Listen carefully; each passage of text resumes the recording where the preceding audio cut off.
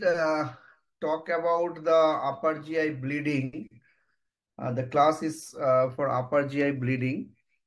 So, myself, Dr. Asif Iqbal, I'm the consultant respiratory critical care physician in Apollo Multi-Speciality Hospital, Kolkata, and I also run the ECMO services in Kolkata. And our moderator is Dr. Sangshaptak. He's recently joined as an associate consultant in Apollo Multi-Speciality Hospital. He has done his DM critical care from All India Institute, Delhi. So now coming to the case, that is 36-year-old Taylor by profession and known patient of alcohol abuser. And since last 5 years, he presented emergency department with complaining of sometime hematemesis and sometime pain abdomen. But this time he has came with a complaint of hematemesis since 6 hours, obtunded since last 1 hour, and history of back tarry stool for 1 day. And emergency department, his vital is GCS E2, VT, M3, and pupil bilateral normal size, BP 80/40, heart rate 140, pallor positive, icterus positive, respiratory rate 24 per minute, capillary refill prolonged, temperature 98 degree Fahrenheit. History of patient illness apparently well 5 days ago. History of drinking drinking amount more than 750 liter per day and vomiting, previously admitted in similar complaint twice. There is a history of endoscopy and brand ligation done on carvedilol 3.125 OD. This is all about the history of the patient. Now, objective of today's lecture is those who are preparing for DRNB exam or MD exam, they might face question like what is the cause of upper GI bleed? How will you manage this patient initially? How will you prognosticate, risk stratification? What to do in an uncontrolled bleeding situation? What specific drug to be given? And what is the role of endoscopy? This type of question you might face in your real exam, so be prepared for that.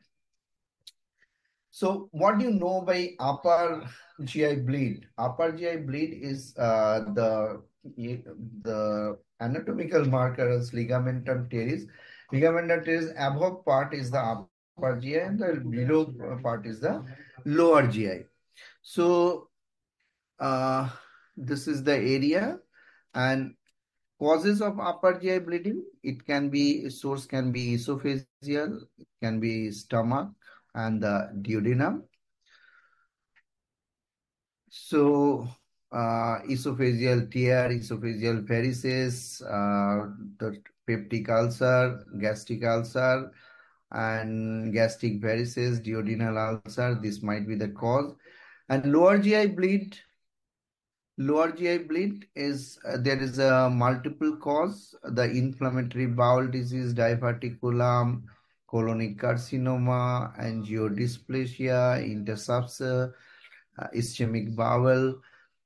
But remember that the sign symptom of upper GI bleed, the patient might have the vomiting with blood, that is called hematemesis, or there is a melena.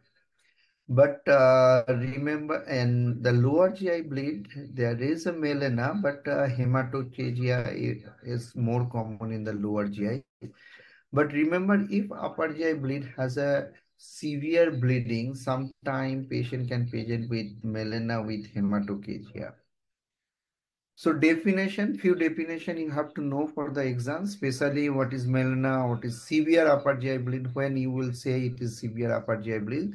When patient is in orthostatic hypotension, decrease hematocrit at least by 6%, decrease hemoglobin at least by 2 gram per DL, transfusion at least more than 2 unit PRV is needed. This called severe upper GI bleeding. Now, what are the cause for upper GI bleeding? It may be two type, either variceal bleed. Variceal bleed, the liver cirrhosis, polycystic disease of the liver, sarcoidosis, Budd-Chiari syndromes, and also sometimes idiopathic. And non-variceal bleed, peptic ulcer disease, Mallory-Wistia, hemorrhagic gastritis, malignancy, trauma, hemophilia. These are the few causes for non-variceal bleeding. Now, coming to the risk stratification, how will you risk scoring for this patient who need ICU, who need hospitalization, and who has a chance of rebleed after intervention and the mortality. So there are multiple scoring system is there, but two scoring system which is well recognized, that is Glasgow Blatchford score. The goal identify very low risk patient and the discharge from emergency or OPD follow-up. Or if the score is high, this patient need admission because there is a chance of rebleed. So GBS score 0, sensitivity is 100%, specificity is 8 to 22%. GBS score 0 to 1%. Again, sensitivity is 99%, specificity is 27 to 40%. Another score is Rockall, Bleed, and M65. For exam, you have to know all the score and what are the parameter of the score is there to define. And the risk stratification according to score, there is different risk stratification in the different group. Now coming to the initial management. Initial management, we you all know that ABC, the airway, breathing and circulation, you have to take care of the airway, breathing and the circulation. But beyond airway, you have to check the vitals. You have to protect the airway. Hey, आवाज करिस ना বাইরে যা. Go. And breathing, you have to either patient might need oxygen, or if there is a profuse or severe bleeding, you have to do the mechanical ventilation. Regarding the circulation, you have to maintain you have to maintain the map more than 70, and you need to give fluid and blood product. So you need a wide bore cannulation. Not always it requires central line, but definitely you need a wide bore cannulation. Blood and fluid, what you will give and when. Manju, so regarding the fluid, which fluid you will give? Ideally, the crystalloid is the preferable choice. There are multiple study which support the crystalloid. Christmas chest trial is clearly shows the crystalloid is preferred over the colloid. There is a confusion whether normal saline or your balanced salt solution, which is better. There are a lot of head-to-head trial, but some trials, some subgroups said that smart trial, salt split, and basics trial is prefer the balanced salt solution, because when you are giving the large amount of fluid for the resuscitation, there is a chance of hyperchloremic acidosis with the normal saline, and it can cause your early AKI. So to prevent this, balance or solution is preferable. Now, the big question is whether you will give restricted or liberal fluid.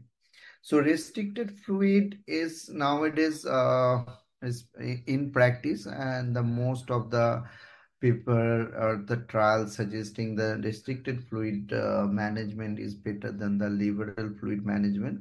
So you because fluid is a medication, and overuse is causes have side effect. For the lungs, fluid is not good. So for when always you have to keep in mind, if you give more fluid, it causes more harm. It increases the allos and the mortality. So restricted for fluid combined with an inotropic and vasopressor agent is the choice of treatment. Limitation, the lack of evidence of subgroup of patient presenting with acute upper GI bleed. There is no cut-to-cut guidelines of what fluid you will use and how much, but you have to individualize your patient and you have to set your goal and individualize your management. Regarding blood transfusion, is there any guidelines? So again, there is a randomized trial for liberal transfusion or the restrictive transfusion, and it has been shown that if you target hemoglobin 7, there is a high mortality benefit, and also there is a chance of rebleeding chance is lesser than the group who have targeted liberal transfusion, and your target hemoglobin is higher. Probably this is due to the volume overload causing the more and more your bleeding episode. Now, only coagulation profile will be sufficient to guide you the blood and blood product transfusion? The answer is no. So what in an active bleeding patient, what monitor is the best is TEG or ROTEM-based transfusion. The advantage is decreased blood product transfusion, reduced transfusion reaction, and limit that the limitation is no standard guideline and lack of validated risk parameter. But in regular practice, if you have a take monitoring, the advantage of the TIG is a certain parameter like R time, K time, alpha angle, maximum amplitude, and lysis at 30 minutes. So R time is basically represent your coagulation factor. So if R time is prolonged, means there is a consumption coagulopathy is going on. So your treatment would be FFP. The K time হচ্ছে time until the reaction and fixed strength. So K time is when the coagulation started uh, to uh, to reach the certain clotting time. It maintain the alpha angle up to 45 to 50 degree. So this K time is also the fibrinogen. It indicate the fibrinogen level. If the K time is prolonged, then you have to keep the cryo. And alpha angle is the angle between the starting of the clot formation to is a maximum 50%, more than 50% of the amplitude. And this angle normal is at 45 to 70 or 50 to 70. And it's also indicator of the fibrinogen, how fibrinogen, if there is a deficiency, it will be narrowed. And the maximum amplitude is indicator of the platelet. And if the deficiency, you have to keep the platelet transfusion. And lysis at 30 minutes is the clot stabilization things. If it's more than 8%, then excess fibrinolysis is there. Then you have to infuse the tranexamic acid. Normally, the examiner might question you whether tranexamic acid has any role of upper GI bleed or not. The most of the guidelines says there is no role of tranexamic acid, but definitely if you do the take, if the clot lysis is there, then tranexamic acid has definitely role. Then coming to next slide. When to shift patient in the ICU? Is there any guideline?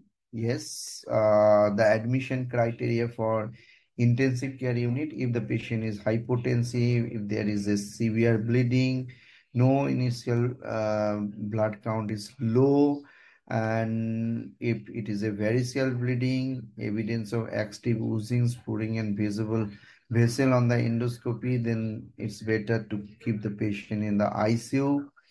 Whether role of NG aspiration is there, a big no. There is no role of NG aspiration, and does not predict high risk lesion requiring endoscopy 3. No difference in rebleeding rate and mortality.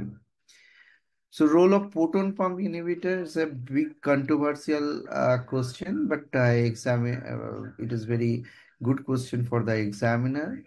So whether PPI has any role or not, the most of the guideline says PPI has no role, but recently there are two trials that support this PPI role in the upper GI bleeding. Basically, how it benefited. One is it decreased the pH of the stomach, which help in stabilization of your clot. So that way it help in reducing the bleed, and it has been shown that the endoscopy therapy where you have used this PPI, the outcome is better than non-PPI patient.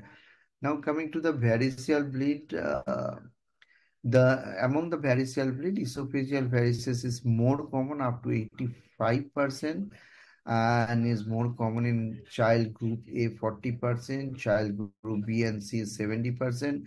So more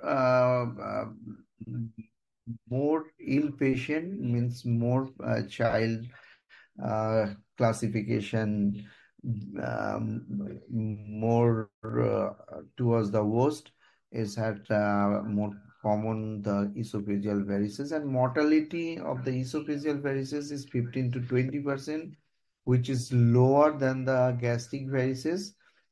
And these are the endoscopic view of grade 1, grade 2, and grade 3 variceal picture. And gastric varices is incidence is low, 15 to 25% only, but more severe bleeding, mortality 15 to 45%. These are the gastroesophageal varices and gastric varices, grade 1, grade 2.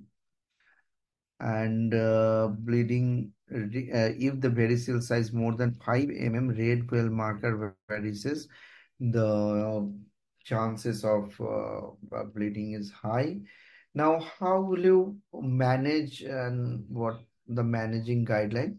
That acute gastrointestinal bleeding plus portal hypertension. If portal hypertension is there, then initial assessment, history, physical and blood examination, culture, and do resuscitation, airway, breathing and circulation, volume replacement with crystalloid and restrictive transfusion strategy. Your targeted hemoglobin 7 gram or 7 to 9 gram percent. Immediate start and drug therapy like somatostatin and terlipressin. Antibiotic prophylaxis. The guidelines is you can give antibiotics prophylaxis, ceftriaxone and norfloxacin. Early diagnostic endoscopy less than 12 hour confirm if the variceal bleeding is there. Then endoscopic therapy, band ligation. After the band ligation, if it is controlled, then consider early tips in a high risk patient, or if there is a further bleeding or continuous bleeding, then you can do the rescue tips. Now, coming to the next question, whether antibiotic prophylaxis you will give or not. We have this is given in the antibiotic prophylaxis, ceftriaxone.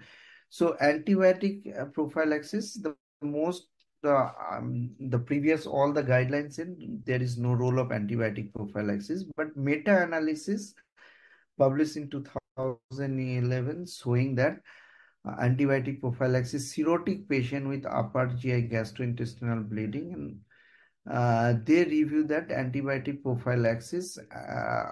It's reduce all cause mortality.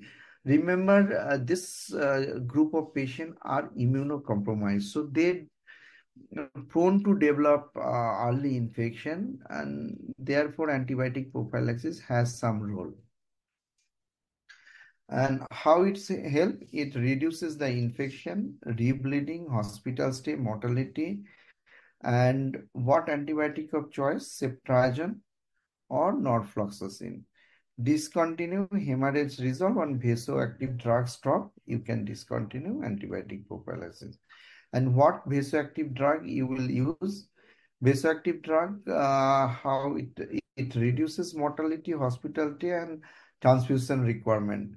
The mechanism action, it reduces the splanchnic, it causes splanchnic vasoconstriction, which reduces the portal hypertension or the blood flow in the portohepatic system, which reduces the bleeding and improve the mortality.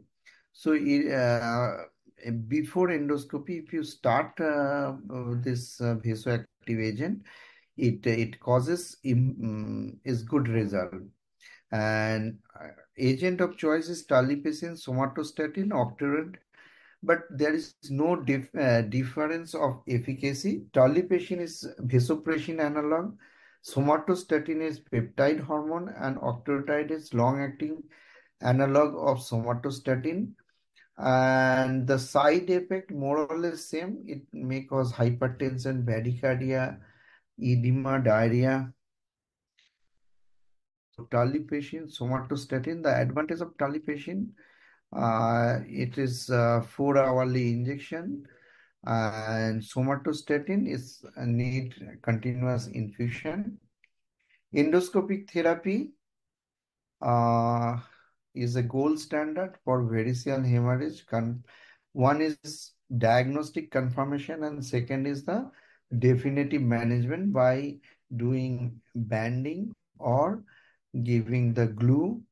And what is the advantage, disadvantage of both the procedure?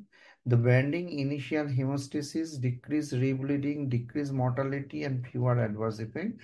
But in glue is it is more for the gastric varices, and use cyanoacrylate glue and more adverse effect in the glue.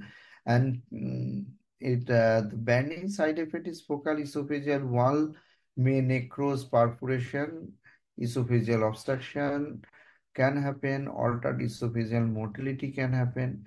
In the glue, there is a chance of bleeding high, perforation, stricture, mediastinitis, pleural effusion, and also patient can develop ARDS, secondary complication. Pre-endoscopic management, role of prokinetic therapy. So again, there is a controversy whether you will use any prokinetic or not, whether you will use proton pump inhibitor, and timing of endoscopy. These are three controversial area in the upper GI bleed. So role of prokinetic, yes, I have already mentioned that prokinetic agent probably agent propel blood and clot distally and improve visualization and diagnostic yield. And metoclopramide is old, but erythromycin is recommended 20 to 90 minutes before of endoscopy.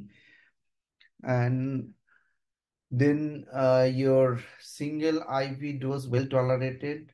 Just you have to remember the QT, it can cause QT prolongation, it can induce digoxin toxicity, and the VT.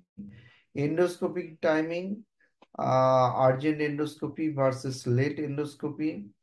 Uh, so urgent versus early endoscopy. Urgent endoscopy means within 12 hours. So sometime it can be harmful to the patient when patient is very much hemodynamically compromised. If you can do the endoscopy, you might not get any clue, and it can cause the more harm.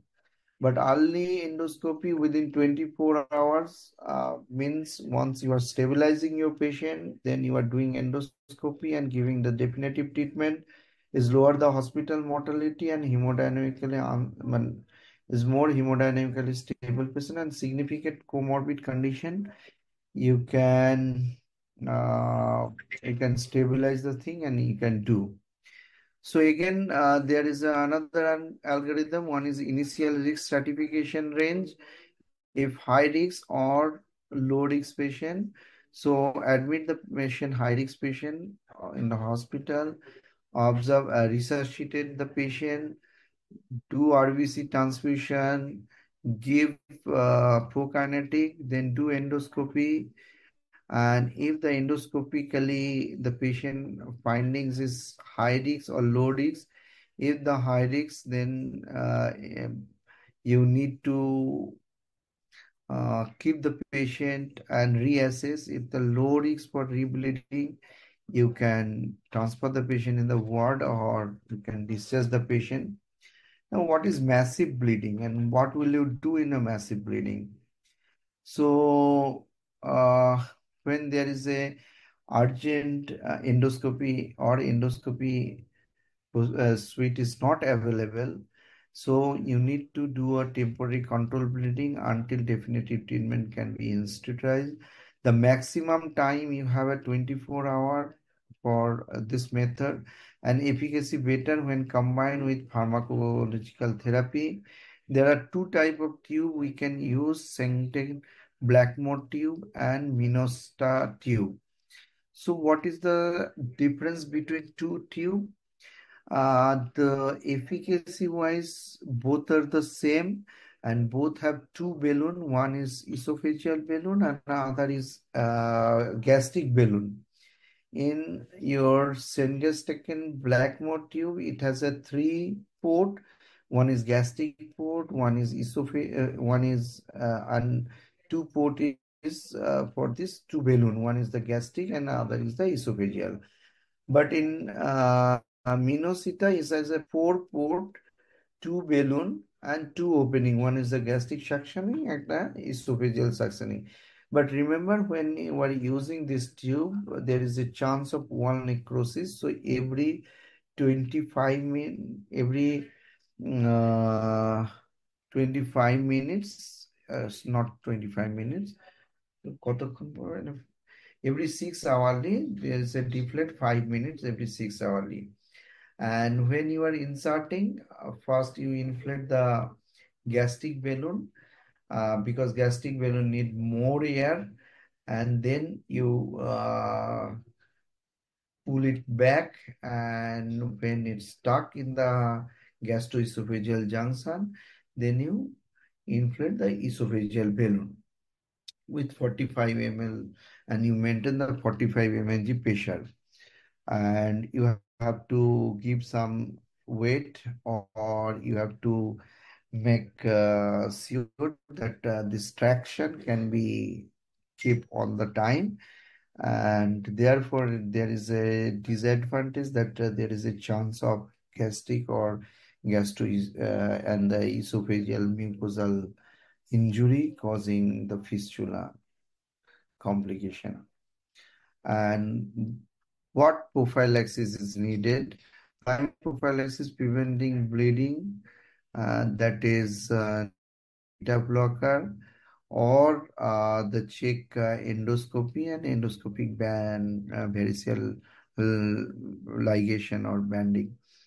So these are the prophylaxis, but uh, there is no role of prophylactic proton pump inhibitor and other prophylaxis. And when you are using non-selective beta blocker, how it is help? It decrease the portal pressure and the splanchnic blood flow. And caution when there is a refractory ascites, sodium less than 130, acute bleed, sepsis, AKI, and there is a decompensated liver failure. These are the area where you have to reduce the dose or discontinuation. So management patient with cirrhosis following your endoscopic guided disease like non-variceal. If there is a non-variceal bleeding, repeat endoscopy after 2 to 3 years. If there is a small varices, then start with non-selective beta blocker and repeat endoscopy 1 to 2 years. If there is a medium or large varicose, you have to start the non-selective beta blocker or endoscopic variceal ligation. And these are uh, the non-selective beta blocker usually used propanolol or nodenolol, and the dose is given. So uh, our main goal is to reduce the portal hypertension, because the variceal bleed is main culprit is the portal hypertension, and it has a lot of the factor which can increase portal hypertension. Now you can tell me what is this actually? The X-ray showing there is a too big tube inside the chest.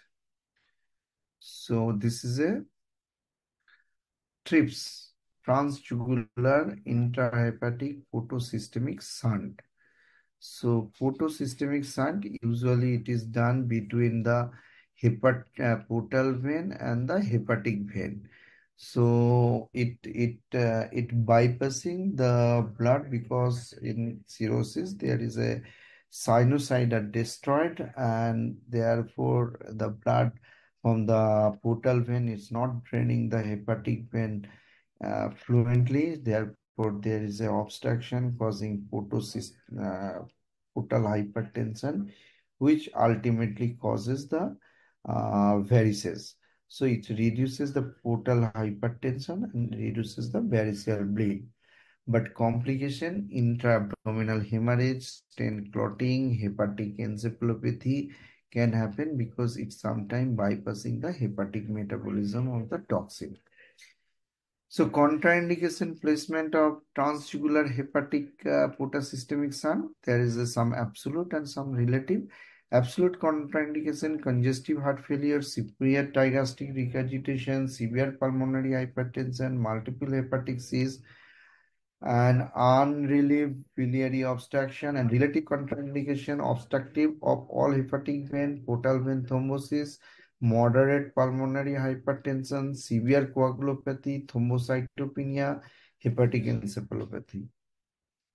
Now, balloon occluded retrograde transvenous obliteration. This is BR2. BR2 is an alternative of TIPS. BR2 versus TIPS. BR2 achieve hemostasis more than 90% of the patient, and it is more what I can say, more indicated for the gastric varices. It has a good result, and you have to do ultrasound, esophageal ultrasound within 48 hours to check the placement of BR2, and it has less side effect like hepatic encephalopathy. Now, there's a so if you get the upper GI bleed case, then your initial management include the airway, breathing, circulation, and the treatment drug. See, whiteboard cannula should be secure, made in massive transfusion protocol. So target will be your 7, and the risk stratification, Rockall, Glasgow, and Blatchford scoring is high for mortality, and your blood and blood product transfusion guidance should be taken. And for uncontrolled bleeding, use balanced transfusion, start octreotide somatostatin, and prepare for SB tube if no upper GI endoscopy is available. And after upper GI endoscopy, medically optimization in the ICU, and consider prophylactic non-selective beta blocker once it is stable. Now, we are continuing this patient. Patient undergo upper GI endoscopy, 2 brand applied. BP is 100 by 56. Noradrenaline started. Somatostatin infusion started. Patient shifted to ICU. Hemoglobin is 9. WBC count is 21,000. Platelet is 40K. INR 4.5. APTT 56, urea 100, creatinine 2.3, bilirubin 14, AST 250, and ALT is 275. The ultrasonography is showing the cirrhosis, splenomegaly. On examination, abdomen distended. Day 2, low urine output, increased vasopressure, GCS altered, diagnosis with alcoholic liver disease or acute and chronic liver failure or septic shock. This is your provisional diagnosis. Now you have an increased antibiotic, escalate antibiotic from ceftriaxone to meropenem and teicoplanin. So what is happening here? So again, you might face this type of question. What is cirrhosis? What is the finding you get in alcohol-related cirrhosis? What is portal hypertension? What is decompensated liver disease? What is ascites? And how do you manage massive refractory ascites? So remember these things for when you will get it as a long case, the case may flow like that. So scenario has been changed to your upper GI bleed to hepatorenal syndrome, or sometimes spontaneous bacterial peritonitis, or sometime in a acute and chronic liver failure. So again, they might chase the question on the focus on this patient. So I'm not going to detail in the hepatorenal syndrome or HBP today due to the time shortage.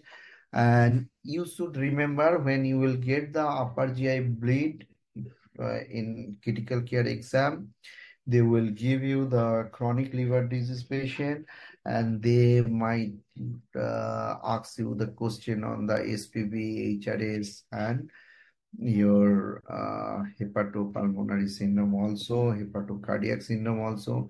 Now we will ask you some question on, I'm stopping my sharing and I will request Dr. Shom Sattok has prepared some MCQ question for you in on upper GI bleed. So we will discuss this question.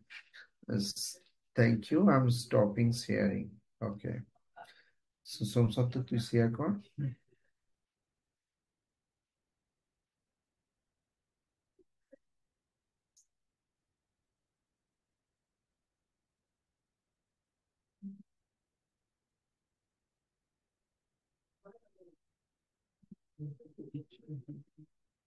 আমি শেয়ারটা কি stop করিনি এবার দেখে নিই আমি তো stop করেছি আপনাকে হোয়াটসঅ্যাপে পাঠিয়েছি ওটা করে কি এটা তো হোয়াটসঅ্যাপ চলে না মেল কর জাস্ট এ মিনিট হ্যাঁ just a minute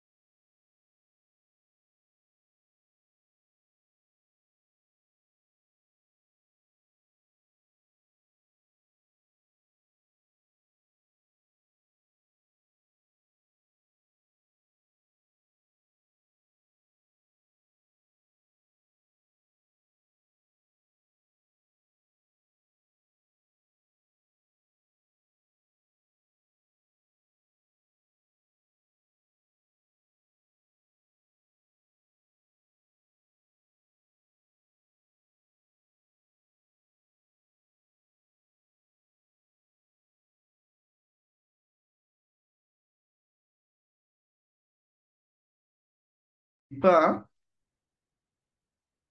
Deepa is there? Yes, sir. So we wait for 2 minutes. If there is no question in the chat box, so then after that we will conclude the So session. I have some question to show them. So Dr. Sangshaptak is not able to share his PPT. So is there any He is not joined. He is offline. no is joining is in Wait a minute, sir. আচ্ছা তুই আমাকে মেলটা কর না ওটা তুই আসছে না তো just give me 1 minute I'll show some MCQ to them actually. Sir, actually, he leave the session. He is offline. He can't see.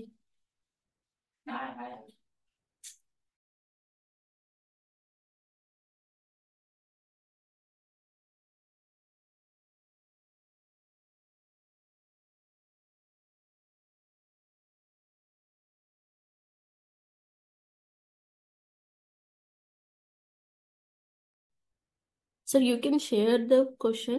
So candidate answer the in the chat box. Yeah, I'm trying for that, but Sangshaptak তুই ইয়ে কর না।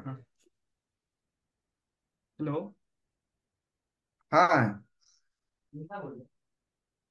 Yeah. So I shall ask some questions, around 10, 11 questions.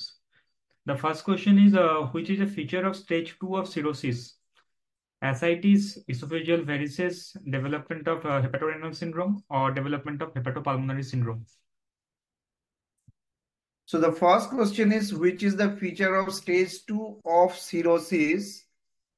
The option 1, the student can give answer in the chat box. Option 1 is ascites, option 2 is esophageal varices, and third is HRS and HPS, hepatopulmonary syndrome. So what is your answer? It is a A-type question.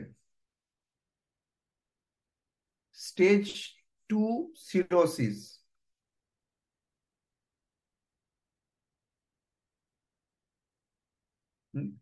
Yes, somebody is given D, hepatopulmonary syndrome. Anyone differ?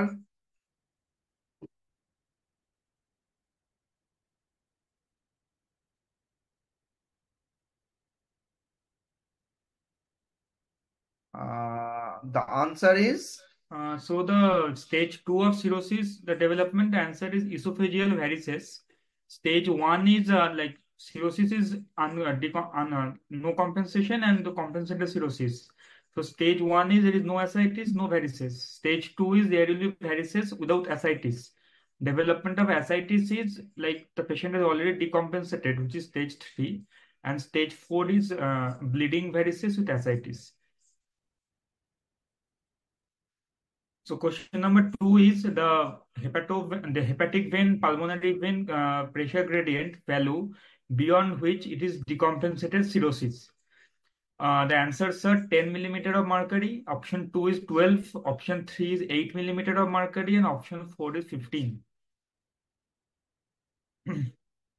so hepatic vein and pulmonary pressure gradient value beyond which is decompensated cirrhosis. 10, 12, 8, 15. Any answer, please, from the audience? Please give in the chat box.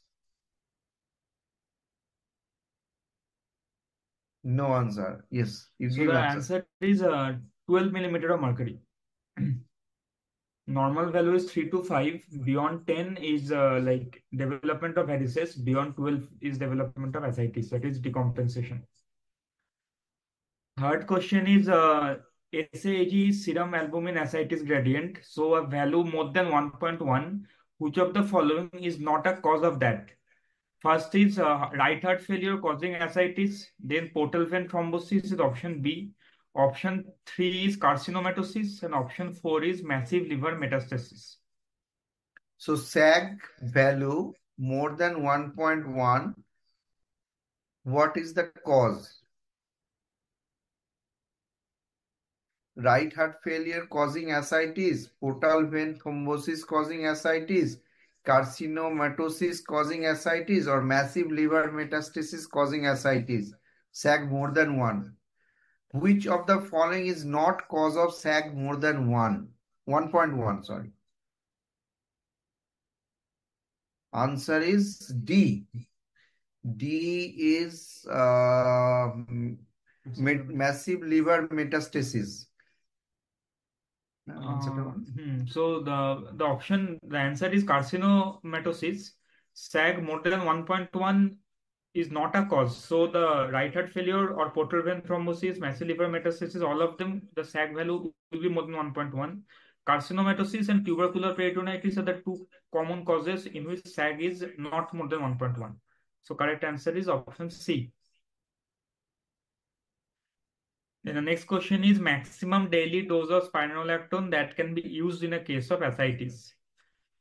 Options are 400 milligram, 200 milligram, 600 milligram, and 100 milligram. So spironolactone usually start with 100 milligram. What is the maximum value till which you can go, beyond which you will call it like refractory ascites? So that is the question. So when you will say the refractory ascites, what is the maximum limit of spironolactone dose can be given in a day?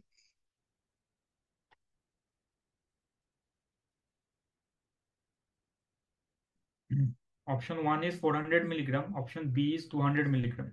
400, 200, 600, 100. 100 is the starting dose. So you have a 3 option. 600 milligram. Pratik has said 600 milligram. And that is okay.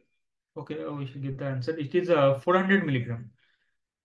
So 4 times we can go 100 milligram starting dose. Maximum dose is 400 milligram per day. That can be given. So when you will say refractory ascites, if you are not able to control ascites with 400 milligram daily dose of spironolactone.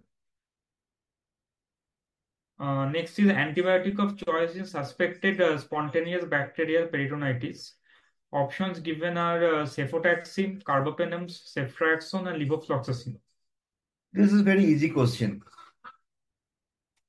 But we are practicing something different and the guidelines is something different. Anyway, so what will be your choice? In suspected spontaneous bacterial peritonitis, cefotaxime, levofloxacin, okay, levofloxacin. Anybody differ from this? Levofloxacin, ceftriaxone, carbapenem, cefotaxime. Yes. So in SBP, basically we have to classify it on the basis of Cliff-Sofa score. If the Cliff-Sofa score is less than 7, then the antibiotics you can use any one of cefotaxime or ceftriaxone. If more than 7, then you have to use a carbapenem. Levofloxacin is no longer the antibiotic of choice in suspect SBP. Previously it was levofloxacin. Now we are classifying it on the basis of the Cliff-Sofa, which takes into account bilirubin, creatinine, INR, hemoglobin values, these things, and hepatic encephalopathy scale. And then we are giving the drug. Less than cutoff is 7. Less than 7, any third generation cephalosporins. More than 7 is carbapenems. So you understand that according to the Cliff-Sofa, you have to choose your antibiotic. Next question is treatment of choice for refractory ascites. Straightforward question. First is the large volume paracentesis. The second option is albumin. Third option is tarlipressine. Fourth option is TIPS. So refractory ascites is one when the patient is taking like limited salt, 2 grams per, less than 2 grams per day, is taking maximum dose of furosemide 160 milligram per day, maximum dose of spironolactone 400 milligram per day, but still ascites is there. So then what is the treatment of choice? The first option is large volume paracentesis followed by albumin, tarlipressine, and TIPS.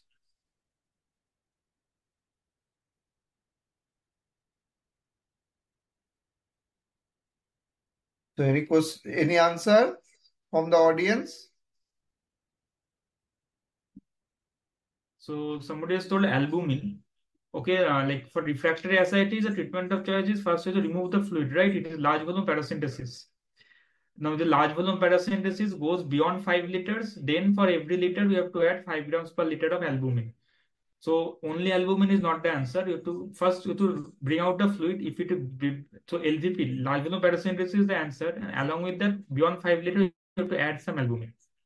So first choice is large volume paracentesis. Second choice is albumin.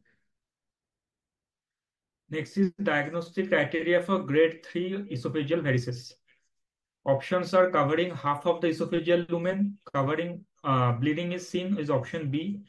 Third is covering 1/3 of esophageal lumen, and option 4 is old clot, that is old bleeding. Diagnostic criteria grade 3 esophageal varices. I think I have shown you the picture in my lecture. So varices covering. So it is varices covering 1/3 of esophageal lumen. There are 3 grades. Grade 1, nothing is there. Grade 2 is less than 1/3. Grade 3 is more than 1/3. Grade 3 is the maximum grade. Next is antibiotic prophylaxis for upper GI bleeding.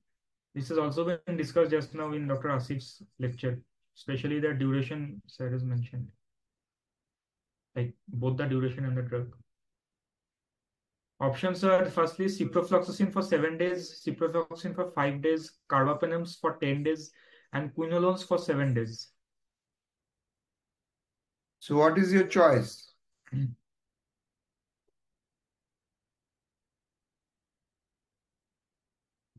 Okay, I should give the answer. The option is quinolones for 7 days, but like even if you're not using quinolones, we should give a third generation cephalosporin. Ciprofloxacin, carbapenems we don't use as first line for upper GI bleed prophylaxis. Next is first line treatment for prophylaxis of upper GI bleed. So esophageal varices have developed, but the patient is not bled. So what is the first line treatment to prevent that bleeding? Options are non-selective beta blockers like propranolol, carvedilol, those things. Second is esophageal variceal ligation. Third is like both either can be used as there is no difference in mortality. And fourth is balloon blockers as a first line treatment. So first line treatment also it is I have shown in the algorithm.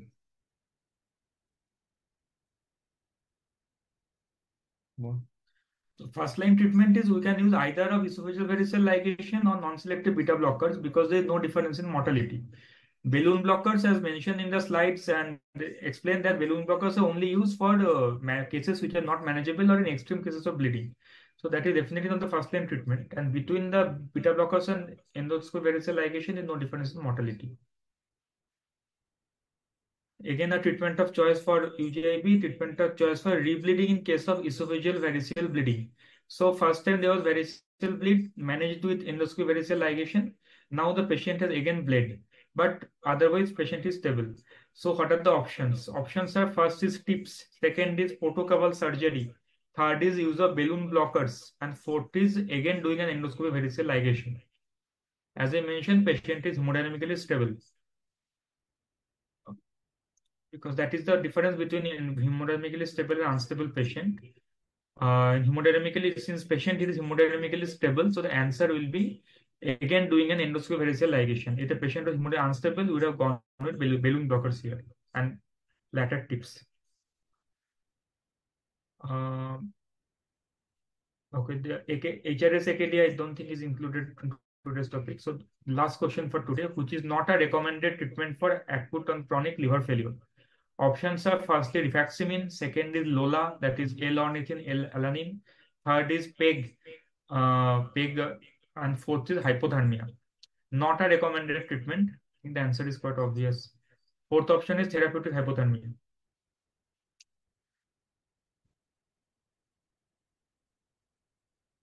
You can write in the chat if somebody knows the answer, or I shall tell it in some time. So question is, which is not a recommended treatment for acute chronic liver failure? Option 1 is rifaximin. Option 2 is Lola. Third is PEG.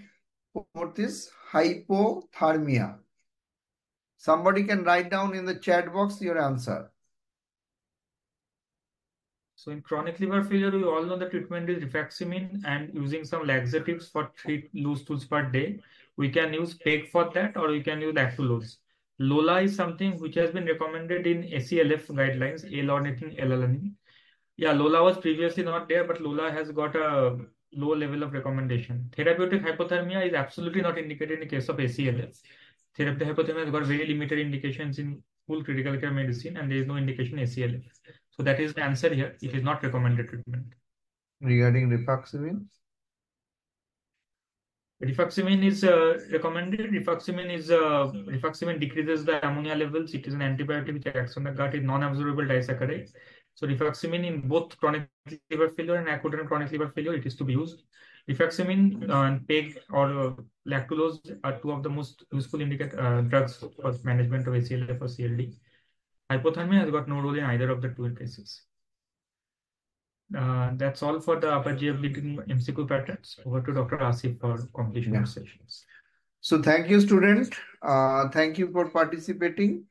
Upper GI bleed one is the commonest area for especially in IDCCM and ADIC, and also for DRNB and the DM exam, it can become as a long case. So prepare in both the way, and in your IDCCM also you can get chronic liver failure cirrhosis patient or upper GI bleed, but obviously you will get a mild bleed patient, but you may land up to this area. In so in the gastro GI system, GI domain, there is a 3 or 4 important area and high scoring area. One is your upper GI bleed, second is your acute liver failure, third is your acute pancreatitis, and fourth is your acute compartmental syndrome, abdominal compartmental syndrome, and fifth is your there is also the acute liver failure due to the paracetamol poisoning. So acute liver failure, upper GI bleed, and acute pancreatitis and abdominal compartment syndrome, ये 4 चीज नहीं करके exam में appear नहीं करना है. ठीक है. With this, thank you for patience.